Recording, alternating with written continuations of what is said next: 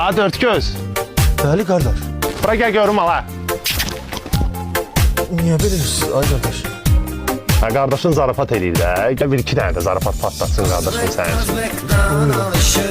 Bir tane 5. Get burnumu eş. Bir tane 10. 10. Geldik kum.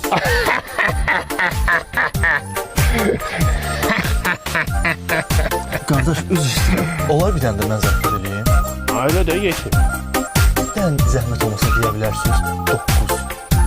9 rəqəminə qafiyə yoxdur axı. Görəsən nə deyəcək? Ha, 9. Sənin var ya. Kimərə deyə yatlamışat 15'i çəkdin qazamat qalmayıqdı iç avat Cigərlər də vas biləndidir Cigərlər də vas biləndidir